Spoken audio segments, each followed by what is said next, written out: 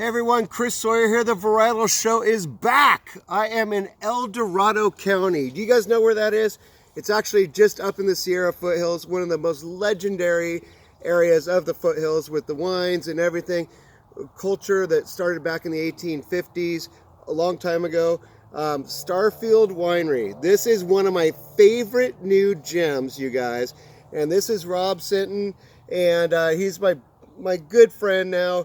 We've become buddies over the past year because I fell in love with this wine. We tasted at the Calaveras County competition, which actually does all the Sierra foothills, a year ago.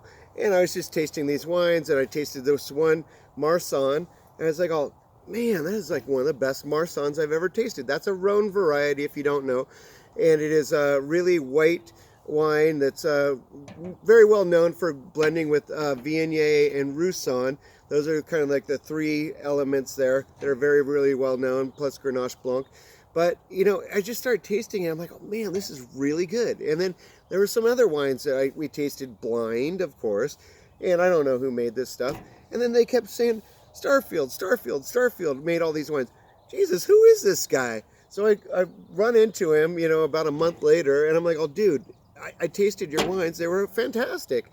And here I am today. We've gotten a good relationship going. We've hung out a few times now, and it's a really fun thing to be up here, you know, and really have a winery that kind of has come out of nowhere in some ways. I mean, it's got a great story behind it. It goes way back to way even before this brand was started. It goes back to your father, and it's also one of the things that really links me to it is I went to University of California, Davis, and so did he and his father. So, Rob, thank you so much for having me here. And this is like the Blanc de Blanc that just won big at the San Francisco Chronicle wine competition. This is a double gold, right? Yep. And I just wanted to show you guys. We got more wines to taste, but where we're at before Rob talks is we're looking back here. Tahoe is just, how long would it take to get into Tahoe? It's about 50 minutes to an hour. Yeah, just about less than an hour to get to Tahoe, right behind us here.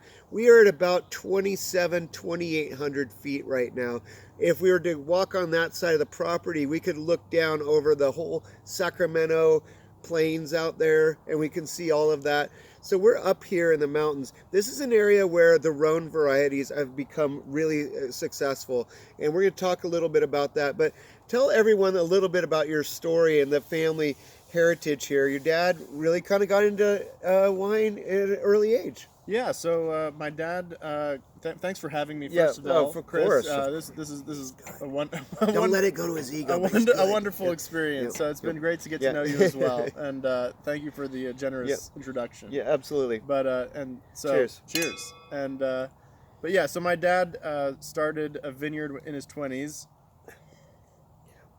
when he was young and just starting out, and he had about 100 acres in Paso, and he planted the Shell Creek Vineyard. Yep.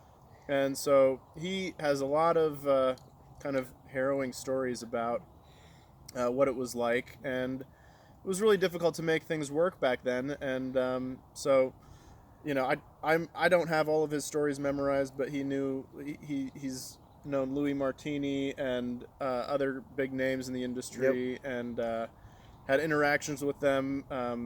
And that kind of shaped a lot of his perspective about the early wine industry. And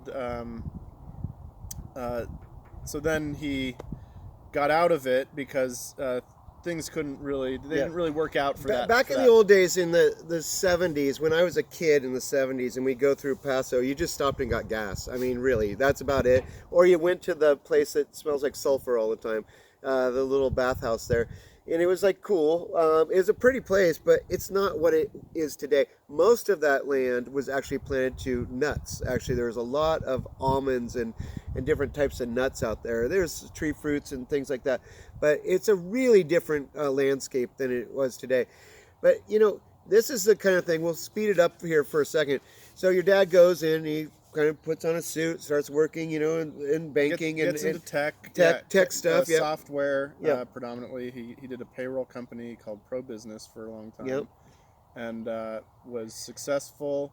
But yeah, and so I grew up knowing a guy in a suit who did a 9 to 5, and you know, he he would come home and have a glass of wine every night. Yep. It was a Pinot or a Chardonnay typically, and sometimes a Cab, and he would tell me a weird story occasionally that he was going to own a vineyard one day in, the north somewhere. He was saying British Columbia. He would just it was this sort of bizarre idea, and I was just like, I don't know who this person who's telling this story is. Yeah. And It's a fantastic thing, and you were like making a little bit of alcohol on the side for yourself, beer, when he was young. I might not have been of age yet, technically. It's allowed if you make it yourself. I think is that. I like that. I like that. Believe me, I know a little bit about underage stuff, but just I don't know.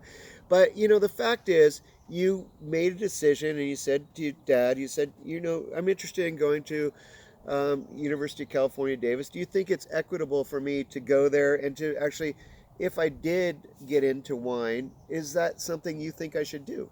Yeah. So I was. He had a master's from UC Davis, and also a master's from Stanford as well in business administration. But not bad. So he had some big shoes to fill, and so I asked his advice if he thought that viticulture and enology at UC Davis was a viable career path, and he wholeheartedly supported it. Yep. So I pretty much changed my major right then to viticulture and enology, and joined the program, and haven't looked back since. Yeah. And one of the great things, and when I first came out here once I was going who is this guy? And I came here, it was a rainy day, and we just sat out there tasting some of the wines and having a good time, really catching up, and just really finding out more about you. You really told me, your dad, when he really knew you were really super into this, he started taking you around the world. You were going to the Rhone Valley, you were going to Burgundy, you were going to Bordeaux, you were going to these places, and when you really got into it and you started to want to buy a place, and to see if it was doable, you guys started tasting wines all over, up and down the whole entire West Coast, basically Pacific coastline. Yep. So it wasn't just down where your family still owns that vineyard. Yeah. So the Shell Creek Vineyard and the vineyards around there, our family still makes wine from some of those vineyards. Yeah, that's great. So it's fun. Some Petit Syrah and Chenin Blanc from that area. That's great. But what I've really gotten into with you, and just this is that Marsanne I was telling you about, you guys. So here we are tasting Marsanne. This is a fantastic grape variety, a little bit underknown. There is 4% Viognier in here, and we're looking back right now at a part of the vineyard. There's some out there in the distance, and there's some Mourvedre right here and some Grenache, and it kind of actually goes that way too. Right behind us are some cool signs that are talking about the old mines where they point in direction. So he has some really great trails here. How many acres are on this property right now? We have about 30 acres of vineyard on the property. Yep. And the whole property is walkable. Yep. So and all paved as well. So you can take a stroll around the entire vineyard, and get to see where the grapes are coming from. So it's difficult to see everything because we have such a huge elevation change in the area. Yep. So the white wines are just over the hill on a 100-foot elevation difference hill. Yep. So that's where the Marsanne comes from, and the Viognier as well. And I think it really gives the wine a lot of interesting character. Yep. That you don't get the complete uniform ripening that you might get on a valley floor. Right. So the wines end up really complex and interesting. You get some of the riper stuff that comes from the top of the hill. Yep. And a little bit of the less ripe. You kind of try to, when you pick it, you try to average it, or you can kind of pick in two waves, but it still comes out way more complex than I think a lot of other fruit tends to come out. Yeah. So it's amazing up here. It gets warm up here. We're in the shade right now because that's sun behind us. It's actually, we're just starting the season right now, so it's not really super hot, but it is very bright out. So we kind of put right underneath this amazing tree right in front of us. Two deodar cedars. Yeah, a male two and a female. cedars. There's two, a male and a female. It's That's actually amazing. a male and a female, deodar cedar that were planted here when we bought the property. So, wow. Yeah. That's crazy. It's kind of fun. I look at them from over on that hill, and I think they kind of look like dancers Yeah. on the hill. So, it's nice. Yeah, one of them will produce pine cones, and that's the tangent for another thing. Yeah, but you just have to come and see this stuff, of course. But the thing is, you really fell in love with the Rhones. You got some great stuff planted here. You just told me like you're going to replant this one little area here, and that will get you back to 17 different grape varieties on this property. Yep. And we're going to taste some reds here. We got the Miner's Inch, and we talk a lot about the Miners, and this is the whole thing about the Sierra foothills, and especially here in El Dorado County. El Dorado County became an official appellation not the county, but the region. El Dorado became a superstar AVA, an American viticultural area, in 1983. It's right there the same year that Russian River Valley did, and Dry Creek, and Paso Robles, and Willamette Valley, and so it was there. Like most of these first, wave of appellations that were granted here in the first 5 years were very historical based ones. And so this one really had a lot of history here, just as Amador County and Calaveras County, from the old the farmers that kind of came out of being the gold miners first, and then they became farmers. So really interesting. You're a farmer now, which is crazy. Yeah. You're not just a winemaker and like an owner or proprietor with your family, but you're a gardener too. He was pulling some weeds just behind us in a few minutes ago. Oh yeah. He's like, oh man, that's crazy. But here we are. We've got a great blend here. What's this blend all about? This is a blend of 32% Grenache, 21% Mourvedre. There's 11% Petit Syrah. You've got Aglianico. Yeah. That's 10%. 10% Roussan, which is kind of like I said, the Marsanne and Roussan like each other. It's got 9% Cinsault and 7% Tempranillo. This is a 2020 El Dorado. This is amazing, just blend. Yeah. So we planted predominantly, I would say, about 70% Rhone varieties on the property.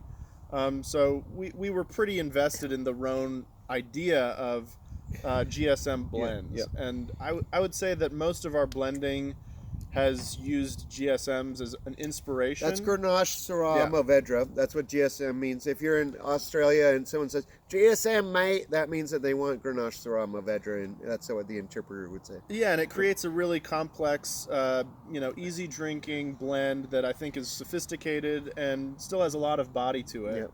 And so that idea has influenced how we blend.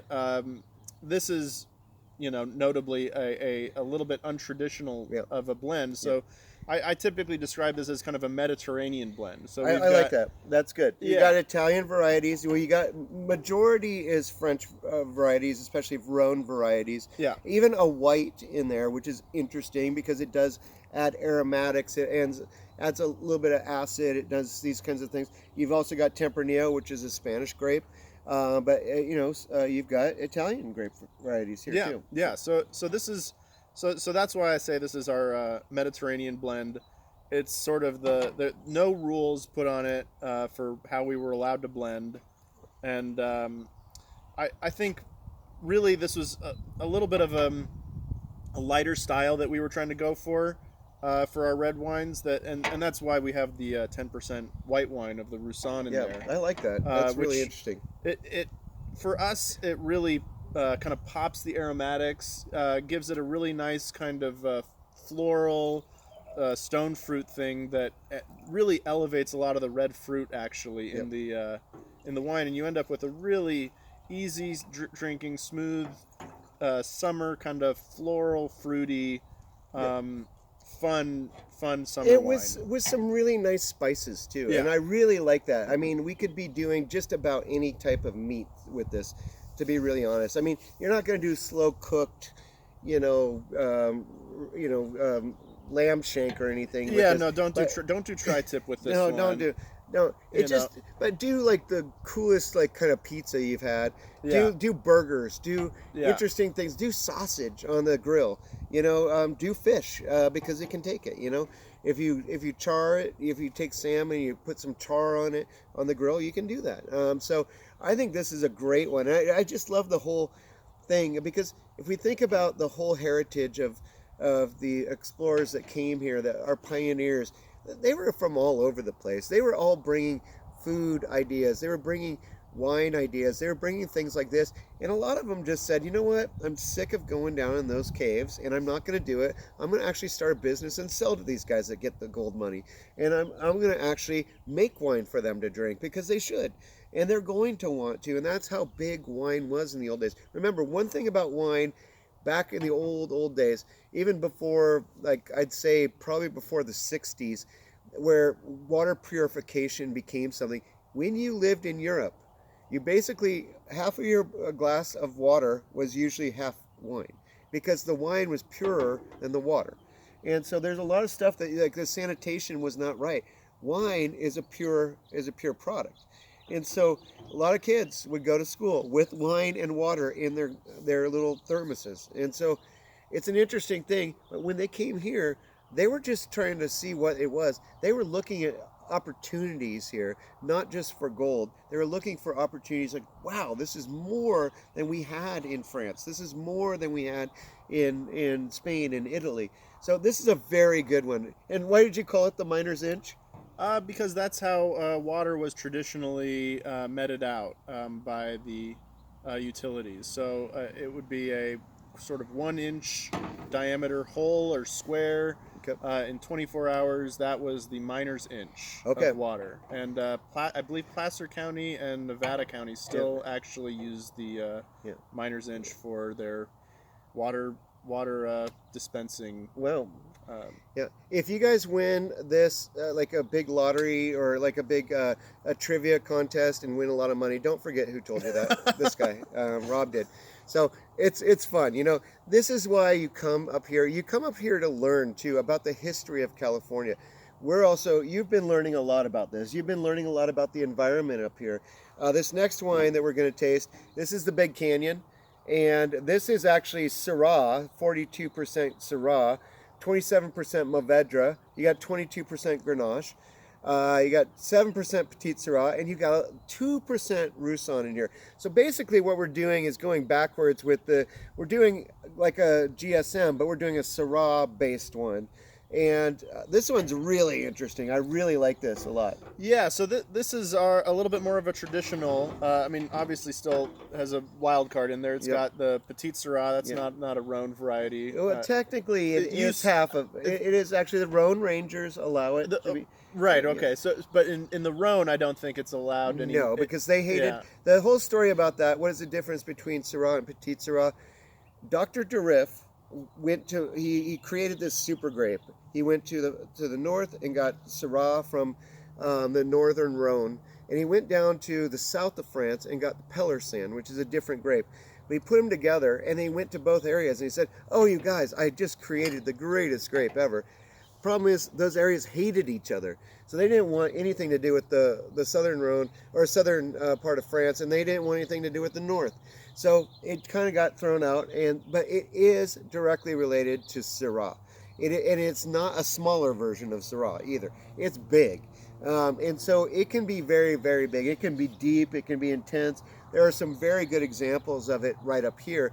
But it's just an interesting grape, and it's really cool because it does have a little bit of a parenthood here. Yeah, and so, you know, what we called this our Mediterranean blend, I would call this our California GSM. Yep. You know, because in California, we play by our own rules. Yep. And pretty much. Petit Syrah, and then I throw a little bit of the white wine in there again. Yep. I do think the Roussanne just pops the GSM aromatic just a little bit. Yep. And it really, to me, this wine, it screams, you know, chocolate, mocha, cherry. It's got a nice jammy character to it. Yep. It's, I think, just really refined and kind of what I look for in a big GSM blend.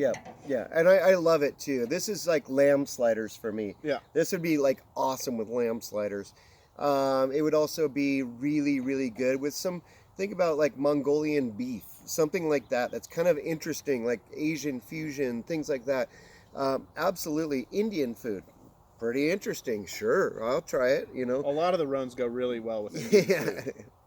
Exactly. That's why they sell well in England, because that's what they eat mostly there is Indian food. Yeah.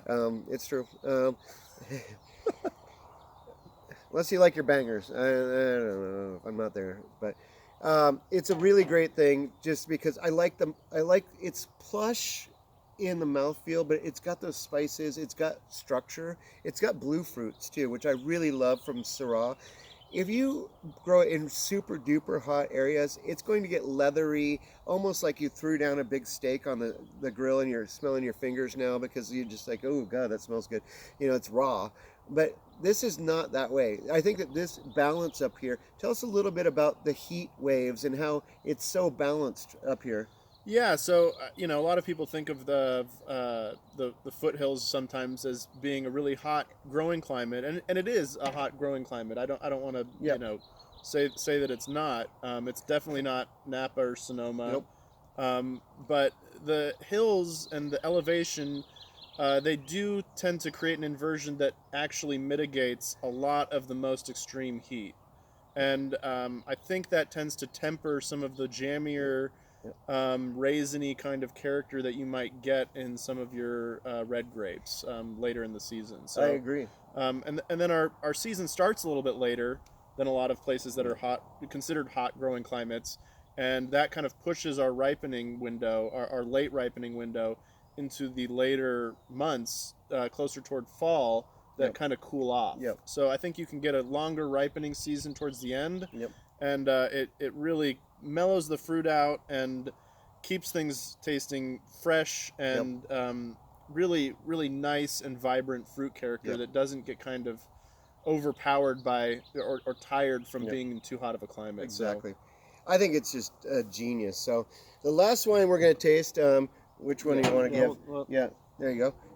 Is Barbera. So if you guys know the Sierra foothills, or if you've been up here, and you should come here because I love this area so much. I was just judging the state fair. You guys, the state fair, let me just say this, and our judging is the 170th annual judging of the state fair. I believe it started in 1852, and the only reason it's not exactly on the dates is because 2 years they did not judge, and it was during World War II, and so that's unbelievable. But look at where this stuff was coming from up here, and so we have a really interesting thing.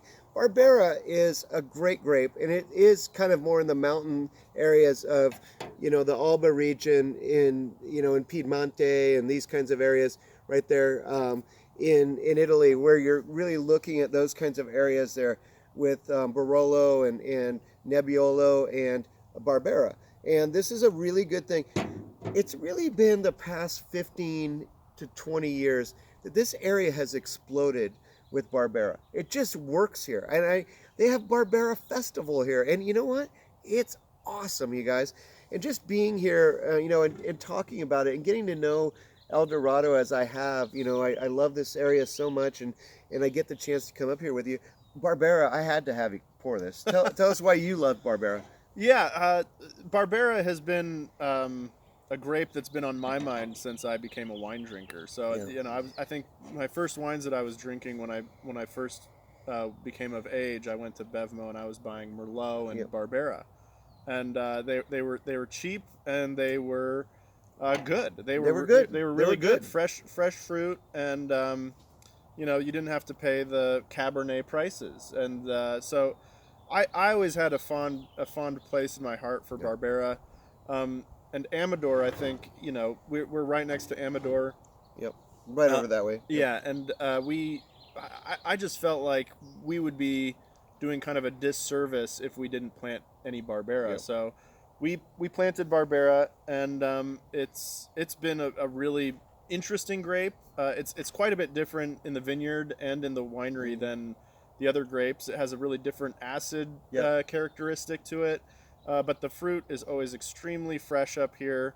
You can get it very ripe without going into the jammy kind of world, and it's just a really refreshing. I think for me, I get blueberries on it, and it's the Barbera Reserve is special. We wanted to really showcase the Barbera with the fact that we thought it deserved to be as big of a wine as possible, so we saignayed it 25%. That's great. That means to bleed. So saigner is a French word. It means to bleed. So what you're doing is you're taking some of the free run juice off of it. And so what happens is, because that juice is off of it, now it's a higher skin to juice ratio inside that bin. And so that's an interesting thing. It creates like a little bit more intensity. And so this is the reserve style that they make. They make a regular Barbera as well. Also great. Yeah, which is also delicious. But I kind of wanted to taste this one, you guys, because he was telling me all about the Saignay, so I had to do it, and it's delicious. So I just really love the fact that this is a new brand, you guys. This is Starfield. Why'd you name it Starfield? So we believe that great wine starts in the vineyard, and so in the vineyard, those are sort of star fields, and if you don't really, and star fields are taken care of by people who are star viticulturalists ultimately. So, it's a process, but you definitely, the vineyard sets the potential of the wine. Exactly. And and the viticulturalist plays a huge role in that. So, we started buying fruit initially, and we thought we could identify those star fields, and eventually we decided we needed to create our own star field. And so that's what this whole project has been. It's been an amazing project, you guys. I'm a fan. Rob and I are buds. This is like, we like drinking and eating together and stuff now. And I've only known him for a year, but you know what? I really like what they're doing. They really have done very successfully. And when I see their names on these winning medal lists at the competitions I judge, I'm just super excited that they sent it in. But I'm not surprised now that they're winning because they're very consistent with just producing amazingly delicious wines. And so I keep your eyes out on this. This is starfieldvineyards.com, and please check that out. Anyone that is in California, Northern California, you're in Sacramento, or you're going up to Tahoe, stop in here. It's right off the freeway. The freeway is right behind us. You can hear it in the back there. It's seriously like a mile right there. That's the rushing river. Right, man. There's actually rushing rivers too, but and it's really close to Boger, which is really the family that started this whole kind of AVA thing here in this area. We love them. We also have the Paul Smith and his family up there, which is the Madronia. Paul Bush. Paul Bush, sorry. Yeah, no. But all of those guys up there. The Joneses, Lava Cap. There's some really interesting things that was going on in the 70s that people don't even think. You go back to the Bushes, they're at 3,000 feet. And you want to look it up. We can look up Madronia, and one of my shows that I did with Paul. It's a fantastic show with him. He's an interesting guy. His family's interesting. This is the new breed right here. And so I'm really excited about El Dorado. I'm really excited about these wines and what's going on in these vineyards. Stop by here, have fun, and drink some of these great wines with us, huh? Thanks Cheers, so brother. much, Chris. You got it. Definitely. Cheers. Cheers.